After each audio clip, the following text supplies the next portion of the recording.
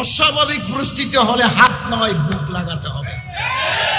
আমি কেন বলি, 2022 সালের 22 মে দারুল উলুম দেওবন্দের পাশে ওসমানী ঈদগাহ ময়দান কওমি একজেহেতি কনফারেন্স। কেন একজেহেতি কনফারেন্স?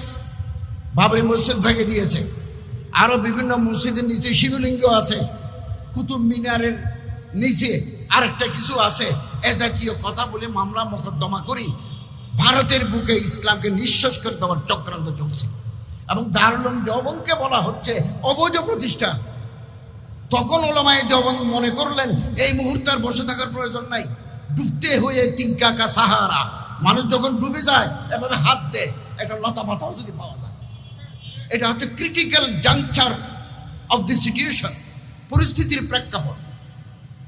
প্রেক্ষাপটে যদি প্রয়োজন হয়। হযরত মাওলানা আরশাদ মদনী সাহেব একই খানদানের, তিনি সৈয়দ সাদাতুল্লাহ আমির জামাত ইসলামীর সাথে হাত মিলিয়েছেন, বুক মিলিয়েছেন।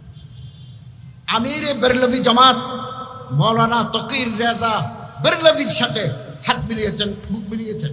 শিয়া মুজতাহিদের স্টেজে এনেছেন, দারুল উলুম দেওবন্দের মেহমান খানিয়া চা খাওয়াইছেন। এটা হচ্ছে পরিস্থিতি, এভাবে বাধ্য করে মানুষকে। মানুষ যখন ডুবে যায় লতা পাতা ধরতে চায়।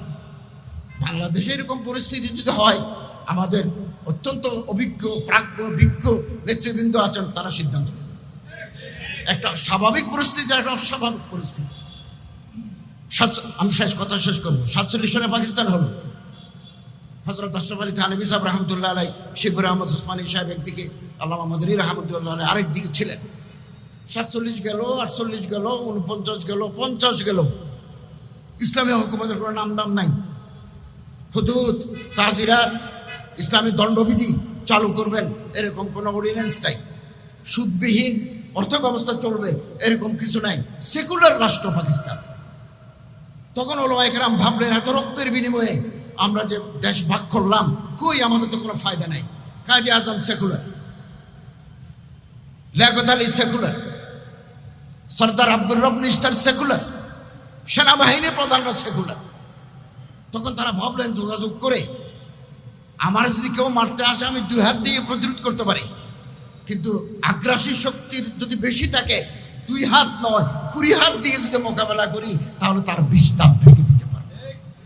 2 হাতে পারবো না, 10 হাত লাগবে। তখন হযরত আশরাফ আলী থানভী রহমতুল্লাহ আলাইহির জলিলুল কদর খলিফা হযরত আল্লামা সৈয়দ সুলাইমান মদনী, যিনি সিরাতুন নবী লিখেছেন, which is encyclopaedia in Urdu. উর্দুর উপরে এত ভালো কিতাব আগে বের হয় নাই। খলিফা আশরাফ আলী থানভী, ওনার জিয়ারে কিয়াদত পূর্ব পাকিস্তান, পশ্চিম পাকিস্তানে মৌলানা আজহার আলী সাহেব, হযরত মৌলানা মুফতি শফি সাহেব, মৌলানা হাফিজ জলন্দরি, মৌলানা মানাজির হাসান গিলানি, জামাত ইসলামের মৌলানা সৈয়দ আবুল আলা মওদুদি, বেরলভি জামাতের মৌলানা শফি উখাড়বি। আমি ইতিহাসের ছাত্র, এগুলো আমি পড়াই।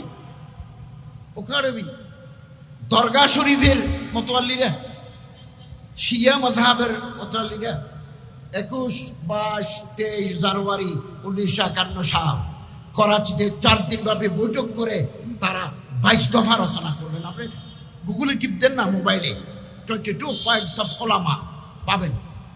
সমস্ত মকাতেবে ফিকির, মাসলাকি ফিকিরের ওলামায়ে কেরাম একমত হয়ে পাকিস্তান গভর্নমেন্টকে জানিয়ে দিলেন আমাদের আলাদা আলাদা আকীদা আছে, আমাদের আলাদা আলাদা মাযহাব আছে, কিন্তু ইসলামী রাষ্ট্র করার ব্যাপারে আমরা সবাই একমত।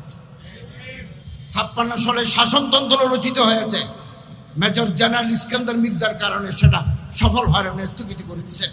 51 সালে 22 দফা ওলামায়ে কেরাম না করলে পাকিস্তান ইসলামী রাষ্ট্র করা ওলামায়ে